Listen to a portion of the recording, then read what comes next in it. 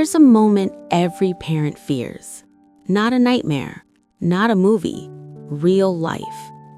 The moment a doctor walks into a waiting room, looks you in the eye and says, "We're losing him." On February 3rd, 2022, Jennifer Moss heard those exact words. Her 6-year-old son Caleb was on the other side of that door. And outside their house, 40 miles away, an English bulldog named Duke was sitting at the front door, waiting. He hadn't eaten in 2 days. He knew. Caleb Moss was the kind of kid who made strangers smile. Curly red hair, gap-toothed grin, loud laugh. He collected rocks. He talked to squirrels. He believed with his whole chest that superheroes were real. When Caleb was 3 years old, his mom Jennifer brought home Duke, an English bulldog, stocky, wrinkled, permanently grumpy-looking face, but the softest soul you'd ever meet. Caleb took one look at Duke and said, "Mama, that dog has a sad face. He needs me." And from that day forward, they were inseparable. Duke slept on Caleb's bedroom floor every night. When Caleb cried, Duke would rest his heavy head on the boy's lap. When Caleb laughed, Duke's stubby tail would spin like a broken helicopter. They had a ritual. Every single morning, Caleb would slide off his bed, plop down on the floor, wrap both arms around Duke's thick neck, and whisper something in his ear. Jennifer never heard what he said. She figured it was a secret between a boy and his dog, the kind of secret only they understood. In December of 2021, Caleb started getting tired. Not normal 6-year-old tired, wrong tired. He'd fall asleep during breakfast. He stopped wanting to run outside. The rocks stayed uncollected. The squirrels went ungreeted. Jennifer took him to the pediatrician, then a specialist, then another. On January 7th, 2022, the word landed like a brick through glass: leukemia. Acute lymphoblastic leukemia in a 6-year-old boy who still believed in superheroes. Jennifer drove home that night in silence. Caleb was asleep in the back seat. Duke was sitting in the front window when they pulled up. He watched Caleb get out of the car, studied his face, sniffed him carefully when he came through the door.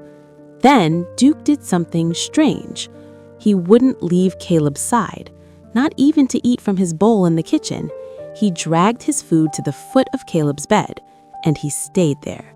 That night and every night that followed. 3 weeks into chemotherapy, Caleb took a sharp turn. His little body was fighting hard, too hard. His fever spiked to 104. His oxygen dropped. Jennifer called 911 at 2 a.m. on February 3rd. She grabbed her purse, her phone, her keys, and she looked back at Duke. He was standing in the hallway, staring at her, that wrinkled, heavy face completely still. "Stay, Duke. Stay home. I'll bring him back." She doesn't know why she said it, like she was making a promise to a dog. At the hospital, doctors worked through the night. Caleb's small body was overwhelmed by infection on top of the chemo. At 6:47 a.m., the doctor came out. "Mrs. Moss, we're losing him. We need you to prepare yourself." Jennifer collapsed into a chair. She called her mother, she called her sister, and then she just sat there, hands folded, staring at the floor. And all she could think about was Duke, sitting at home, waiting, not knowing. She whispered to herself, "Please, he has a dog waiting for him, a dog who needs him. Please don't take him." At 9:13 a.m., Caleb's fever broke. Caleb spent 11 more days in the hospital. Jennifer went home once to shower and check on Duke. When she opened the front door, Duke hadn't moved from the hallway.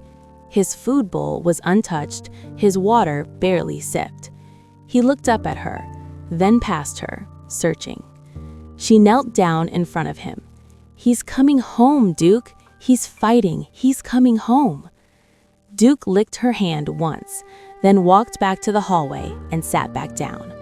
11 days later, A beat-up minivan pulled into the driveway on a Tuesday afternoon.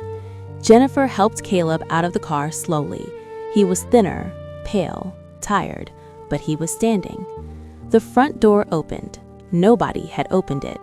Duke had learned to nudge the lever handle. He came down the porch steps one at a time, those short bulldog legs moving as fast as they could go, and Caleb dropped to his knees on the cold driveway. Duke didn't jump. He never jumped. He just walked straight into Caleb's arms and stopped. And Caleb wrapped around him, both arms, full grip, face buried in those wrinkled neck rolls. Neither of them moved for a long time. Jennifer stood by the car, hand over her mouth, crying silently. She said later, "I've seen a lot of things in my life, but I have never seen relief on an animal's face before that moment."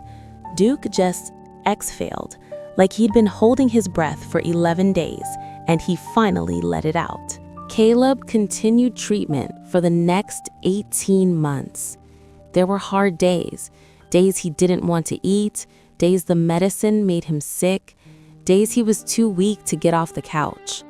On every single one of those days, Duke was on that couch with him, heavy head on Caleb's lap, brown eyes open, just present. Doctors noted something unusual in their records. On the days Caleb had Duke nearby, his heart rate was calmer. His pain scores were lower. He asked for less medication. They called it comfort response. Jennifer called it something else, love. In August of 2023, Caleb rang the bell, the oncology bell, the one kids ring when they beat cancer. He rang it so hard, the nurses laughed. His red curls had grown back, his gap-toothed grin had returned, and at home, Duke was waiting. That evening, Caleb did something he hadn't done since before the hospital. He slid off the couch, sat on the floor, wrapped both arms around Duke's neck, and whispered in his ear. Jennifer watched from the kitchen doorway. This time, she asked, "Caleb, baby, what do you always whisper to Duke?" Caleb looked up at her, like it was the most obvious thing in the world. "I tell him I'm not going anywhere, Mama, so he doesn't worry." Jennifer walked to the bathroom, closed the door, and cried for 10 minutes straight. Duke is 7 years old now. Still wrinkled, still stocky, still looks permanently unimpressed. Caleb is 9, back in school, collecting rocks again, talking to squirrels again. Every morning without fail, he slides off his bed, sits on the floor, and whispers something in Duke's ear.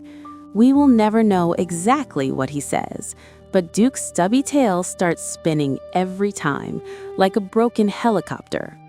There are people who say animals don't understand suffering, that they don't feel worry, that they don't know when someone they love is in danger. But I'll tell you what I know. A bulldog in Atlanta, Georgia, refused to eat for 11 days, refused to move from a hallway, refused to stop waiting for a little boy with red curls who had promised him he wasn't going anywhere. That's not instinct. That's not training. That is a soul choosing someone and refusing to let go. For every child fighting and every dog who waits.